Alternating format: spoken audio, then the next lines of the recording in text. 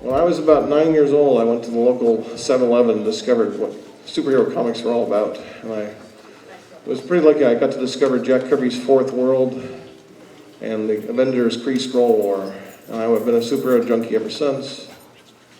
And along the way, I've enjoyed Brandon Sanderson's works over the years. I then discovered a few years ago Steelheart and the Reckoners, and a character named David who talks in the worst metaphors I've ever encountered. Makes me look positively, dynamically speaking even when I'm half awake. But a great character and a lovely world, and I've been waiting somewhat impatiently. And thankfully, Brandon doesn't take 7 years a book and write. You write in 12-book series most of the time, at least. So we are here tonight for the finale of the Reckoners for Calamity. And with that, I will let you have a do. Please welcome Brandon Sanderson.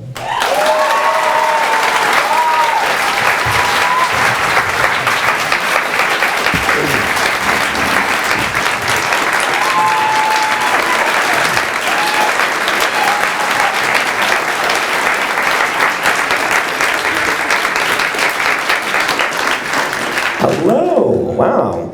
I am really happy to have a microphone. Last night they didn't have one at my signing, and you can tell from my voice how well that turned out. So thank you guys so much. We're going to do our standard one of these before. I'll outline it for you. First, I am going to blab at you. I usually have something I'm thinking about or whatever. This time is no different, so I will blab it at you. That only takes like 5 or 10 minutes, and then we'll do a Q&A session. So be thinking of what you want to ask questions about. And then after that, we will do a reading from Stormlight 3.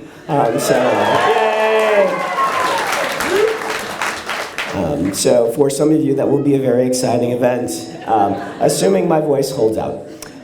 So I've been thinking lately about choices.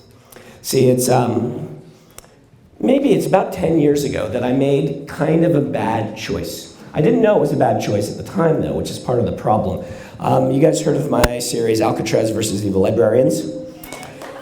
So those little goofy middle grade books, I had sent them out to publishers, my agent had, and I had 3 publishers who were interested in them.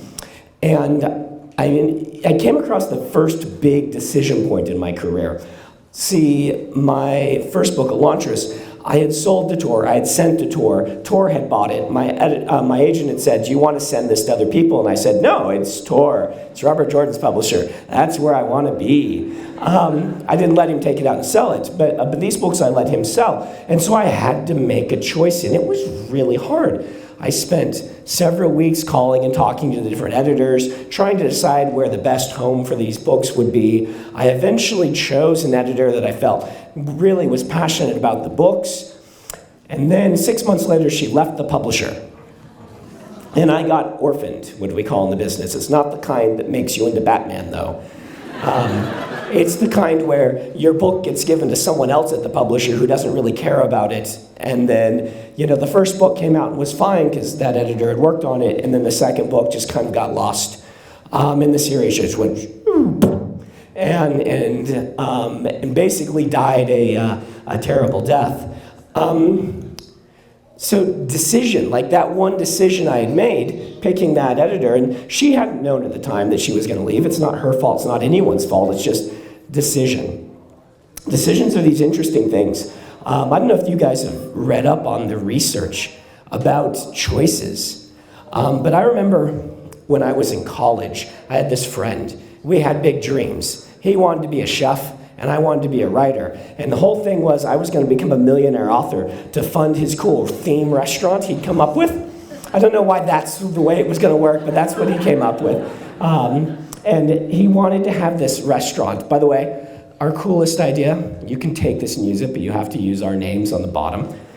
He wanted to have edible menus.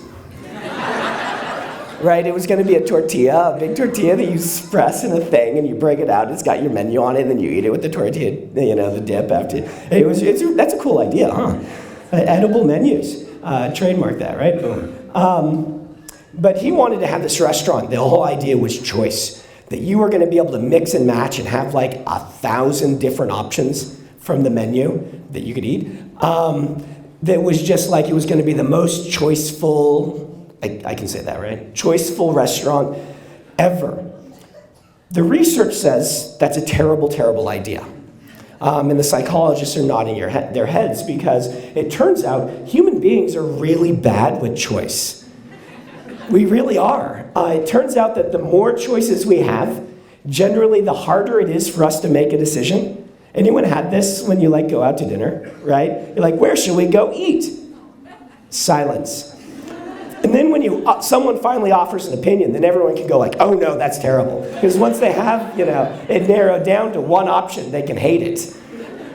This is how we are. In fact, a lot of the research, now this stuff is all contradictory, as research is, but a lot of the research is saying that this idea that the more choices you have, the worse you'll feel about your choice after you make it, because you'll see all the opportunity cost of what you didn't get. And the more of those there are, the worse. And so choice is this weird, weird thing. And I keep thinking, for years I thought back about that choice. Why couldn't I choose the right editor, right? Why couldn't I have made this choice? In fact, it was really stressful for me again when the same thing happened with The Reckoners. I had multiple publishers interested in publishing The Reckoners, and it almost paralyzed me, right? It was so hard to make a decision. I spent weeks again agonizing over it, way more than before.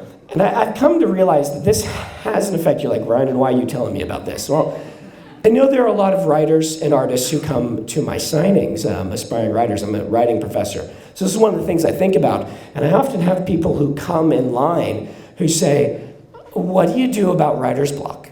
What do you do about the blank page? Which occurs to me is like the ultimate choice, right? When you can choose to put anything on that page, what do? That can be really paralyzing. For writers, and it's one of these things that you don't expect, right? You've got all these dreams and aspirations and ideas, and you sit down and you're like, oh no, what do I write? And I've kind of come to this understanding that really the way to get past this is to give yourself permission to suck. If that makes any sense, you have to be willing to fail, right?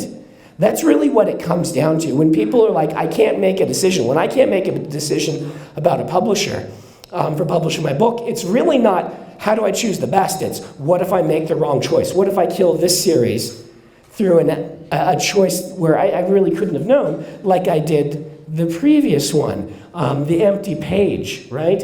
What kills us is this, what if I write the wrong thing? As if suddenly writing it down proves that we're a hack, right? And until then, we're like the Heisenberg principle or whatever. It's where we don't exist yet as either a hack or a not hack. We exist in a state of both. Schrodinger's writer. And then as soon as we write it down, we're like, oh no, now I'm terrible. I had a friend in college who was really interested in being a writer, or not writer, an artist. They weren't any good, but they were really interested in it. That's cool. I was really interested in being a writer, and I wasn't any good at it. Years later, I sat down with him and said, whatever happened to that art thing? And he said, I would look at my art, which wasn't very good, and I would compare it to people who were really good, and I just couldn't stand it. It was too painful to me to know that this terrible thing came out of me, not this beautiful thing as other people were doing. And I think that this comes to the crux of it. If you're running into this paralyzation of choice, I wonder if the answer is just to give yourself permission to not be an expert at something yet. Give yourself permission to fail. Give yourself permission to say, you know what, I can't make the perfect choice all the time. So I'll go ahead and make a choice. And if I'm wrong, then at least I've made a choice. And my story has a happy ending because I chose a publisher for the Reckoners books who did a great job with them. They really supported them. My editor is still there. It's wonderful. Krista hasn't gone off anywhere else. They've really loved the books and pushed the books. This time I made the right choice. But I really think that it's making the choice that matters. So give yourself permission to fail, and I think you will actually succeed a little bit more in life. That's my speech.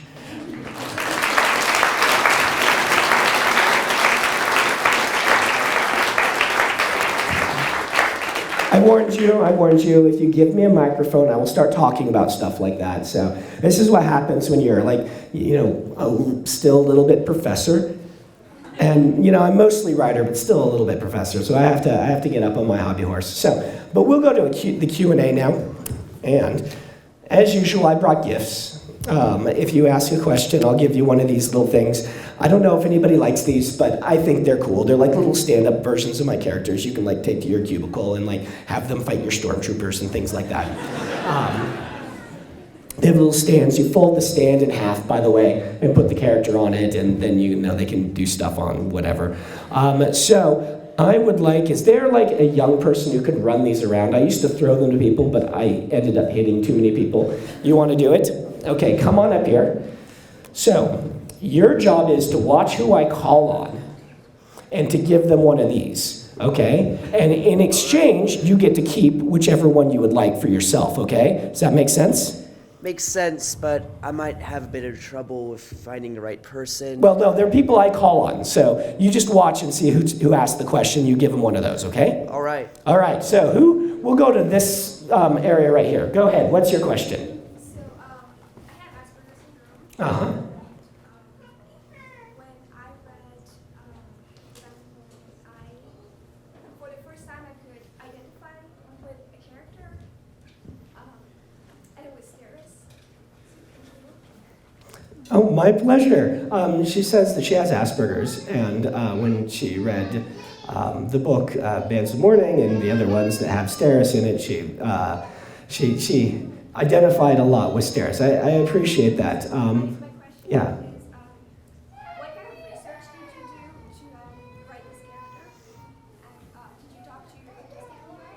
Yeah, research did I do? Did I talk to autistic people? So I have several people in my life who actually have Asperger's specifically, and they were a huge resource, as you might imagine. One of the kind of things I like to do, kind of a mandate I have in my fiction, is to try and get people who are heroic, who have different types of psychology than we normally see in heroes, because the more I've lived in life, the more I've realized that we all are really distinctive in our own way, and our psychology all works differently. And yet we see a lot of heroes who kind of have the same brain chemistry, it seems, which has always felt really weird to me. And so kind of one of my mandates is to do that. So what research did I do when I was in college? One of my favorite things to do was to sneak into classes I wasn't signed up for. And the psychology classes were my favorite. This friend, by the way, who, this is coincidental, who wanted to be a chef, actually got a psychology major because his parents were like, you should do something, useful with your life. And so he got a psychology major, which, he went to med school. He didn't end up becoming a chef. He went to med school, and he likes that too. But I would sneak into his classes, and they were so useful as a writer, just listening to the different types and to start to see personality not as we like to look at a lot of things as being normal or abnormal, but that's not the way it is. It's everyone's personality is on this interesting spectrum, and what is normal and what is abnormal is completely a matter of perspective, where you stand on this line, as opposed to it's like trying to make a value judgment that shouldn't really exist. And just kind of coming to see personalities as these great swaths of interesting color is what the psychology classes taught me. And so there was that. I did do some specific research for Steris, and then I went and I interviewed people as well. I'm glad that you picked up on it without me having to ever say, what she was and things like that. That's when I really feel like I've nailed something, is when you can read it and be like, yeah, this is who this person is, rather than, someone pointing outside, oh, this is who that person is or what they are. Okay, next question right here. So I listened to your podcast, Writing Excuses, and you've been this year breaking down stories into different parts. Was Bands of Mourning an attempt for you to write a pulp novel? Oh, so the question is, so in Writing Excuses, we've been breaking story down to different parts. Was Bands of Mourning an attempt to write a pulp novel? Actually, all of the Wax and Wayne books are a hearkening back to classic serials and pulp novels. So yes, it was me looking at that. I kind of pitched those books to myself as, you know, Mistborn, the television show, the action serial, if that makes sense. Where the other ones were the Mistborn epic fantasies. These are the action serials, and I did try to kind of vary the genre. And so, you know, the first one's kind of more straight up detective novel. The second one's psychological thriller, and then the third one is kind of classic serial adventure story. And so, yeah, that was very intentional. It's me trying to take different tones and mash them up with different stories and see what comes out. Good question. All right, let's go right here. One of the things I really appreciate about your series in general is just like the depth of your magic system, whether it's investiture or whatever the rules of the universe are. They're very detailed. They're very internally consistent. There's never anything where I point out, oh, that contradicts something you said months ago. To what degree do you come up with, I guess, the universe before you write the novel, or does the novel? Oh, good question. So he's talking about my magic systems and how internally consistent they are, and the question is, do I do the world building first and then write the novel around it, or do I do it the other way around? And the answer is yes. Which is one of those unsatisfying authorly answers. It depends on the story. Like, for instance, with the Wax and Wayne books, I already had the world built. And so in that, I'm building a story around a setting that's already existed. With the Reckoners, what happened is I had the idea for people who gain superpowers all going evil. And that concept spun me into building a story about it. And so that's more of like an idea that spins a story rather than a setting. Sometimes I've had a character that I really want to tell a story about, like Raoden or something like this, and then I build magic to match. It happens all different ways, and really what it is a give and a take. Once you start with a character, you start building a story around them, then you stop and you work on the magic for a while, then you go back to the character, and then you go back to the magic, then you go to the setting, and then you go to the plot. You know, as you build an outline, you weave all these things together, and you're not just spending time on one till it's done, and then the next till it's done, and then go. But it's happened all different ways for me. All right, let's do some over here, and then we'll work our way back over there. So right here with the beard. Is there any connection between Odium and Trell? Is there any connection between Odium and Trell? Yes, there is some connection. That's a question about if you understood it, then great. If you didn't, then don't worry. All right, you had a question right here. Do you have any ideas for characters in different series meeting each other? Do I have any ideas for characters in different stories meeting each other? Yes, I do. You will see a bunch of that. And if you haven't seen the kind of little behind-the-scenes Mistborn novella I did called Secret History, it is ebook only for right now. The print edition will come out in the fall. So if you want the print edition, you can have Dwayne reserve one of those for you when the collection comes out. But that involves characters from different stories meeting each other. All right, back here. Can I ask two, or is that being selfish? If they're fast, you can ask two. Okay. As a writer that's written a lot, do you still struggle with certain aspects of writing, like your punctuation still sucks? Or Do I still struggle as a writer who's written a lot with certain things? I would say my biggest weakness as a writer is repeating words or phrases, which, you know, it's a very common thing for writers to have who are not really there are people like Pat Rothfuss who don't have this problem because they kind of slave over every sentence for years. I love you, Pat. You know I love you. But for most writers, that's one, and that's one that is mine. And the way I deal with this is actually try to highlight the ones I use a lot, have my assistant watch for them, and then do a search and replace in like Microsoft Word for the word with brackets around it. So it leaves the same word, it just brackets it, so I can really decide, do I want to use that word or do I just use it because that's the word I always use? So there's that. The other big thing as a writer is I still don't like revision. I still get, revision. I want to be writing a new story, not revising an old one. But fortunately, this is a battle that revision won like 20 years ago. So, more like 15. But I've gotten used to how I have to do it and when a book is done and the number of drafts it requires to really make a great book. So, I do it even though, All right, any other questions over here? Yes?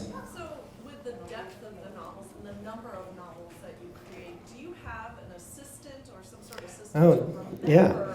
Do I have an assistant? Yeah, a system to remember everything. And I remembered that you wanted to ask too, so I'll come back to you in a second. Yes, I do. What I use is a wiki.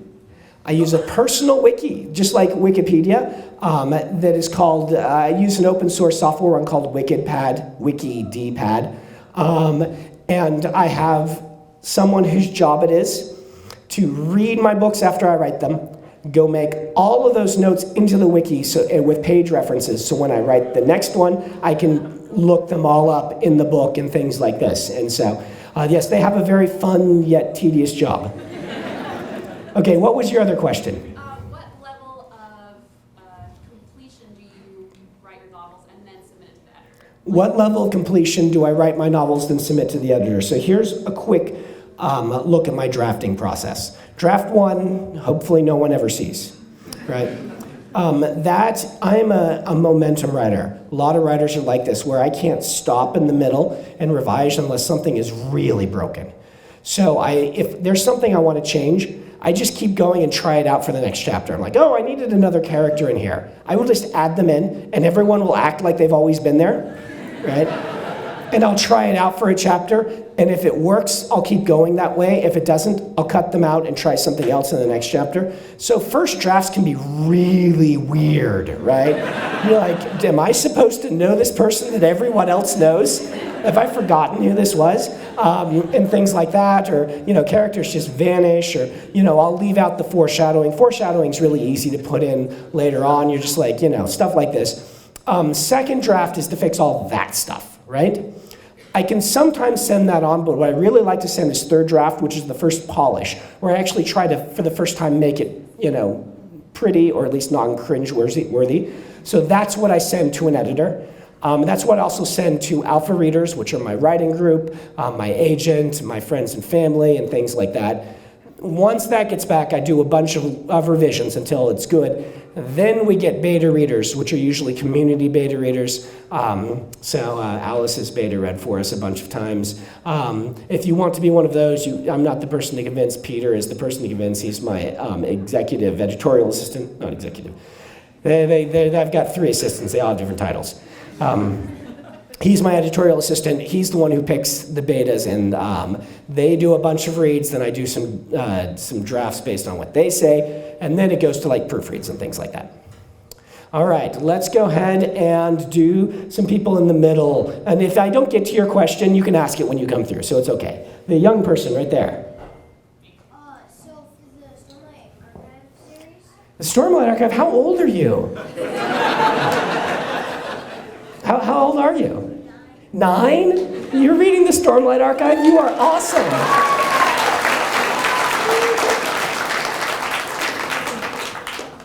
So, the character Lift, Yes. for her powers, why does she only have to eat food instead of sucking? So why does Lift have to eat food instead of sucking Stormlight? So Lift is a really weird one. She visited the old magic and and asked something very strange. And the old magic didn't know how to treat that and answered with something equally strange. So you will eventually see what happened with Lift and things like that. But suffice it to say, some really weird things are going on with Lift. All right, other questions? Let's go. Ooh, with the cool hair. I want to say that I really admire that your characters are people first and not gender first.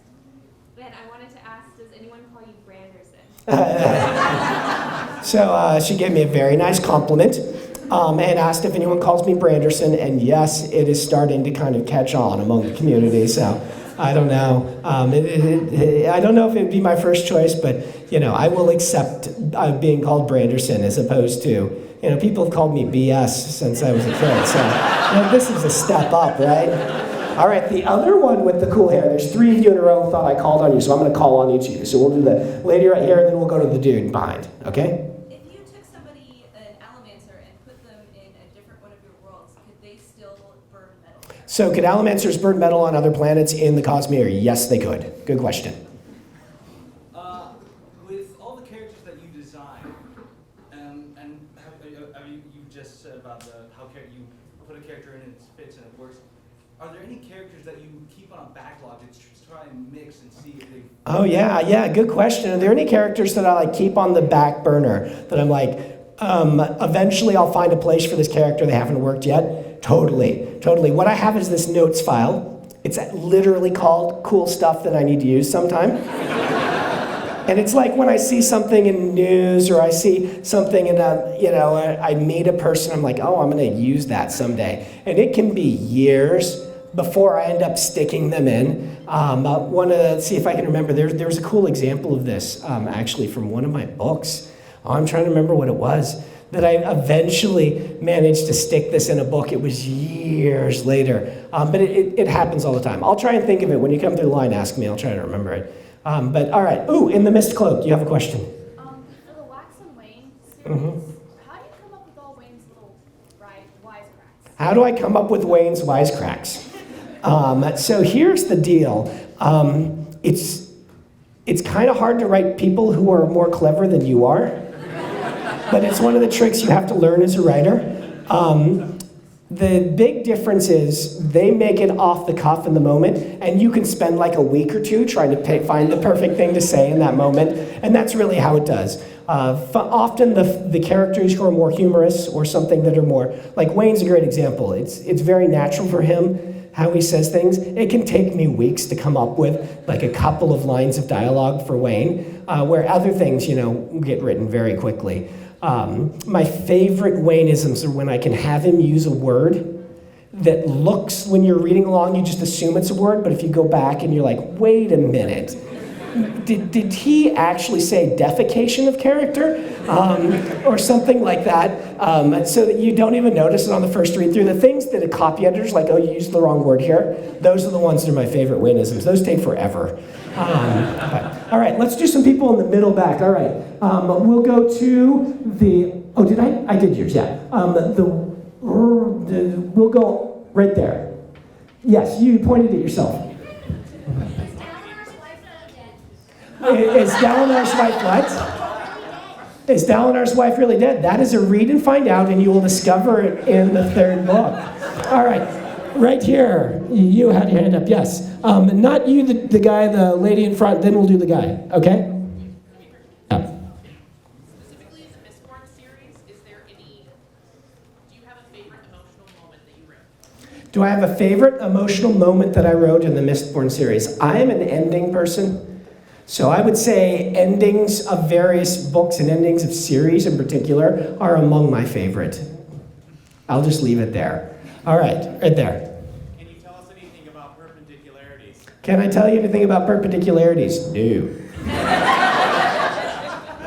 All right, standing up in the back there. What was your favorite Mistborn character to write? Personally, I hated Ellen and Vin, but I love Zane. Oh, wow. Hated Ellen and then loved Zane. I'm going to stay away from you. I'm just joking. Who's my favorite? Picking a favorite character is almost impossible, right? It's whoever you're writing at the moment. But I kind of have a personal connection in weird ways to Sazed, so I'll say him. And it's okay if you say Sazed. I say Sazed, but I don't know to say everything, right? I say Kelsier too, and his name's Kelsier. So, all right, in the beard right there. Yeah, epic beard. Wow. Okay. So, did the Lord Ruler ever have children? Did the Lord Ruler ever have children? Yes, he did. All right. Let's do one more question in the beanie in the back, or whatever you want to call it, the toque or whatever. I don't know if this counts a question. Elantris. I don't think that is a question. Yeah. All right, we'll do one other last question. Let's do, oh, you all want to ask questions. All right, we'll go to the person up on the top there. And my poor assistant's going to have to somehow get you one of these cards. If you starred in a buddy cop movie with Pat Rothfuss, would you be the good cop or the bad cop? If I starred in a buddy cop movie with Pat Rothfuss, if you know anything at all about us, I'm the good cop and he's definitely the bad cop. Oh yeah, definitely. I mean, come on. Good question though. And thank you so much. Let's give a round of applause to my assistants.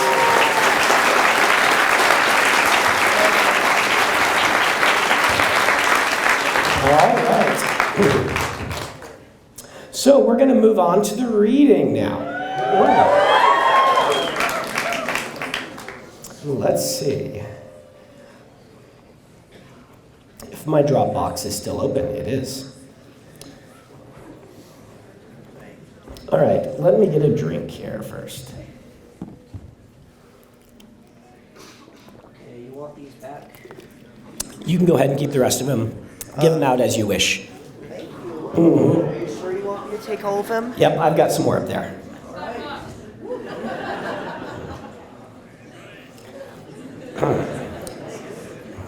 So, Stormlight Archive. What I'm going to read to you is a scene from one of Dalinar's flashbacks. So, book 3 is going to be about a character named Dalinar. If you haven't read the Stormlight Archive, this is not a spoiler because it takes place like 3 decades before the first book starts. That's why I like reading these flashbacks. Now, in each Stormlight Archive book, I do this weird thing where I pick a character and I kind of show you how they got to where the first book started. That's going to be a theme for all of the books in the Stormlight Archive. And so it took me a while to kind of decide who was going to be in the third book because the plot of the third book matched several different characters. But at the end, after working on the outline for about a year, I really decided that it needed to be our friend Dalinar. So this takes place when he is in his late teens, I believe, maybe early 20s. I think it's early 20s. And I have to find it in my Dropbox, so. All right. And I'm going to read to you, let's see, I'm going to read to you for maybe 15 or 20 minutes, okay? Woo! Woo! How's your voice? My voice is doing just fine. It may sound a little worse than it is. I'm doing just fine. A candle burned on the table, and Dalinar burned the end of his napkin in it, sending a small braid of pungent smoke into the air. Stupid, decorative candles. What was the point? Looking pretty? Didn't they use spheres because they were better than candles for light in the first place? Well, not apparently in the middle of the feast, or not apparently in the minds of the feast decorators. At a glare from Gavilar, Dalinar stopped burning his napkin and leaned back, nursing a mug of deep violet wine, the kind you could smell from across the room, potent and flavorful, not too sweet and with a kick. Outside the feast hall, a storm raged like a madman locked away, impotent and ignored. But how do you deal with high storms, Bright Lord? Toe asked Gavilar. The tall, golden-haired Westerner sat at the high table of the stone feast hall, which was far too warm in Dalinar's opinion. Too many candles, maybe. Sweat prickled on his arms and forehead. He swished his wine in his mug. Good planning keeps an army from needing to be out during a storm, except in rare situations, Gavilar explained. Holdings in Alethkar are frequent. If a campaign takes longer than anticipated, we can split the army and retreat back to a number of those towns for shelter. And if you're in the middle of a siege, Toe asked, or if you're being pursued? Sieges? Gavilar laughed. These are the Stormlands, Lord Toe. What is there to besiege? Surely there are cities with fortifications, Toe said. Your famed Kholinar has majestic walls, does it not? In the shadow of a stone cliff, I hear, quite dramatic. The Westerner had a thick accent and kept drawing out his O and ah sounds. Sounded silly to Dalinar. You're forgetting about soulcasters, Gavilar said. Long sieges are pointless. You can't starve out a city, at least not its soldiers, while there are soulcasters and emeralds to make food. Important cities in Alethkar have stores against this sort of thing. No, we either break down the walls quickly, or more commonly, we just seize the high ground above the city and win the battle that way. Toe nodded, seeming fascinated. Soulcasters, he said. We have not these things in Rira or Iri. Fascinating, fascinating. And so many shards here. Perhaps half the world's wealth in blade and plate, all contained in these Vorin states. One wonders if the heralds themselves favor you. Dalinar snorted softly, then took a long pull on his wine. Outside, thunder shook the bunker. The ice storm was in full force now. Inside, however, servants brought out slabs of pork and lonka claws for the men, cooked in a savory broth. The women dined elsewhere, including, supposedly, Toe's sister, though Dalinar had not yet met her. The western light-eyed woman had arrived barely an hour before the storm hit, along with her brother. The hall was soon clogged with the sounds of people chatting. Dalinar tore into his lonka claws, cracking them with the bottom of his mug and biting out the meat. This feast seemed too polite. Where was the music, the laughter, the women, eating in separate rooms? Life had been different these last few years of conquest. The final 4 high princes stood firm in their unified front. The once frantic fighting had stalled. More and more of Gavilar's time was required by the administration of his kingdom, half as big as they wanted it to be, but still demanding. Politics. Gavilar and Sadeas didn't make Dalinar play at it too often, but he still had to sit at feasts like this one, rather than dining with his men as he would have preferred. He sucked on a claw, watching Gavilar talk to the foreigner. Storms. Gavilar actually looked regal with that beard combed and glowing gemstones on his fingers. He wore a suit of the newer style, former and rigid. Dalinar instead wore his takama and an overshirt, he wore his takama and an overshirt that went down to mid-thigh, his chest bare, as was proper. Sadeas held court with a group of lesser light-eyes at a table across the hall. Even every one of that group had been carefully chosen as men with uncertain loyalties. Light-eyes who had surrendered quickly or had risen to power because of the culling of the Alethi rampage through Alethkar. Men that Gavilar and Sadeas thought might be trouble, and whom Sadeas wanted to feel out. If this feast progressed like others, he'd single out individuals to talk to, persuade, and convince. Others he'd find ways to eliminate. Not assassins, usually. They all found that sort of thing distasteful. It just wasn't the Alethi way. Instead, they'd maneuver the man into a duel with Dalinar, or would position them out at the front of the assault. Iole, Sadeas' wife, spent an impressive amount of time cooking up new schemes for getting rid of problematic allies. Dalinar finished the claws, then turned to his pork, a succulent slab of meat swimming in gravy. The food was better at this feast. He just wished he didn't feel so useless here. Gavilar made alliances, Sadeas dealt with problems. Those two could treat a feast hall like a battlefield. Dalinar shook his head, reaching to his side for his knife so he could cut his pork. Only the knife wasn't there. Damnation. He'd loaned it to Teleb, hadn't he? He stared down at the pork, smelling its peppery sauce, and found his mouth watering. He reached with his fingers, then thought to look up. Everyone else was eating primly with utensils, but the servers had forgotten to bring him a knife. Damnation again. He sat back, wagging his mug for more wine. Nearby, Gavilar and that foreigner continued their chat. Your campaign has been impressive, Bright Lord, said Toe. One sees a glint of your ancestor in you, the great Sunmaker himself. Surely he would be proud. Probably, Gavilar said, cutting his pork. Well, you are his descendant. We all are, Gavilar replied. House Colin, House Sadeas, all 10 princedoms. They were his sons, you know, the greatest conqueror in foreign lands since the Recreance itself. and his empire didn't even last a single generation past his death. Makes you wonder, did he actually accomplish anything? He reforged Alethkar, Bright Lord. Why, even if the kingship didn't last his passing, you became a Lethi again through his efforts. Yes, true. And his fault, it was all in his heirs, was it not? If he would have planned for his own death, the succession war would never have happened. Yes, Gavilar said. Planning. It was a problem of planning, and perhaps of vision. The storm rumbled. Dalinar tried to catch a servant to request a dinner knife, but they were too busy, scuttling about, seeing to the needs of demanding feastgoers. It had always struck Dalinar that the more useless someone was, the more noise they tended to make. He sighed, then stood up, stretching, and walked to the door. Holding his empty mug, which he'd not managed to get filled, lost in thought, he threw aside the bar on the door, then shoved open the large wooden construction and stepped outside. A sheet of icy rain suddenly washed over him. Wind blasted him, strong enough that he stumbled.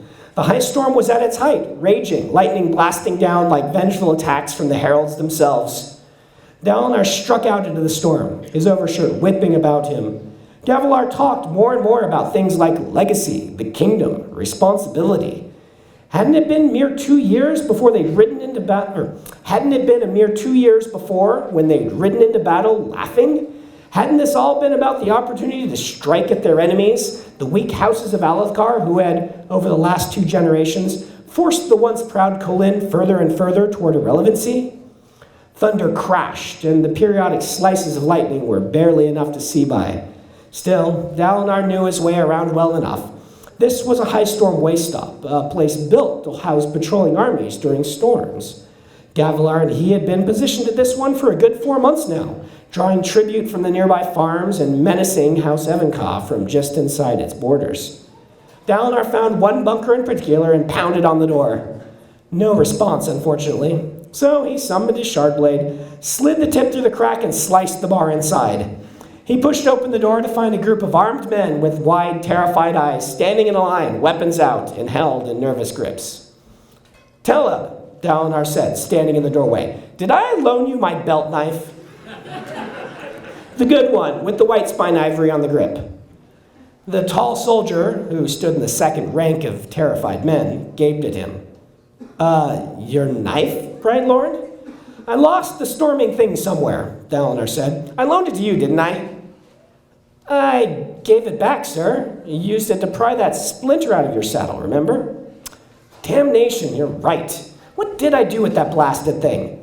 Dalinar shook his head, leaving the doorway and striding back out into the storm. Perhaps the reason that he was so worried about Gavilar had nothing to do with his brother. 4 years at war, and they'd already secured half the kingdom. Their progress was remarkable, yet these last few months had been more about what happened off the battlefield than on it. Even when they did fight, they weren't the frantic, invigorating, and improvised battles of the early part of the war. They were so calculated these days, and it all seemed to be leaving Dalinar behind like the discarded shell of a Kremling after its molting. An explosive burst of wind drove him against the wall, and he stumbled, then stepped backward, driven by instincts he couldn't define. A large boulder slammed into the wall, then bounced free. Dalinar continued past it. He did see something glowing in the darkness, something that wasn't lightning. It moved on large, luminous legs, indistinct in the storm, but still there. Dalinar stepped back into the door to the feast hall, gave the whatever it was a rude gesture, then shoved open the door, throwing down 2 servants who had been holding it closed. He strode back into the feast. Streaming with water, he hiked up to the high table and flopped down, still holding his mug. Wonderful. Now it was wet, and he still couldn't eat his pork. In the feast hall, everyone had gone silent. A sea of eyes stared at him, and not a few jaws slack. "Brother?" Gavilar asked. "Is everything all right?" "I lost my storming knife," Dalinar said. "I thought I'd left it in the other bunker." He looked out at the stunned feasters. Useless lot. Were they that aghast that he tracked mud into their feast hall? He raised his mug and took a long, loud, lazy slurp of rainwater. "Excuse me, Lord Gavilar," Toe stammered. "I find myself in need of refreshment." The golden-haired Westerner stood from his place, bowed, and retreated. His face seemed even paler than those folk normally were. "What's wrong with him?" Dalinar said, scooting his carriage chair closer to his brother. "I assume," Gavilar said, sounding amused, "that the people he knows don't casually go for strolls in high storms." "Bah," Dalinar said. "I've been trapped out in one of those with an army on a dozen different occasions. In a fortified position, near hills or recesses, with some shelter or cover." "Well, that's what we have here, shelter and cover," Dalinar said with a shrug, picking at an uneaten claw on Gavilar's plate. "It feels different to everyone else, I assure you." "Well, why are you grinning?" "Well, you may have just proven in one moment, Dalinar, a point I've spent half an hour trying to make politically to our friend there. He's been wondering if we're strong enough to protect him." "Oh, is that what the conversation was about?" "Obliquely, yes." Glad I could help." Dalinar sucked on the claw. "What does it take to get one of those fancy servants to give me a storming knife?" "They're master servants, Dalinar," his brother said, making a sign by raising his hand in a particular way. "The sign of need, remember?" "No." "You really do need to pay better attention," Gavilar said. "We aren't living in huts anymore." They'd never lived in huts. They were Kholin, heirs to one of the world's greatest cities, even if Dalinar had never seen the place before his 12th year. He didn't like that Gavilar was buying into the story that the rest of the kingdom told, the one that claimed their branch of the house had been ruffians from the backwaters. A gaggle of servants in black and white flocked toward Gavilar, and he requested a new dining knife for Dalinar. As they split to run the errand, the doors to the women's feast hall opened and a figure slipped in. Dalinar's breath caught. Navani's hair glowed with the tiny rubies she'd woven into it, color matched by her pendant and bracelet. Her face a sultry tan, her hair jet Alethi black, her red lips smile so knowing and clever, and a figure to make a man weep for desire. His brother's wife. Dalinar steeled himself for her presence by raising his arm in a gesture like the one Gavilar had made, then raising his empty mug in the other. A serving man stepped up with a springy gait. "Bright Lord," he said, "I see to your desire, of course, though you may wish to know that the sign is off. If you'll allow me to demonstrate." Dalinar made a rude gesture. "Is this better?" Wine. Good evening, shoppers. The time is now 7:50 in the evening. 10 minutes. Please begin making your final selection. "Wine," Dalinar said, wagging the mug. "Violet. Enough to fill this 3 times at least." "And what vintage would you like, my lord?" He eyed Navani. "Whichever one is closest." We'll stop there.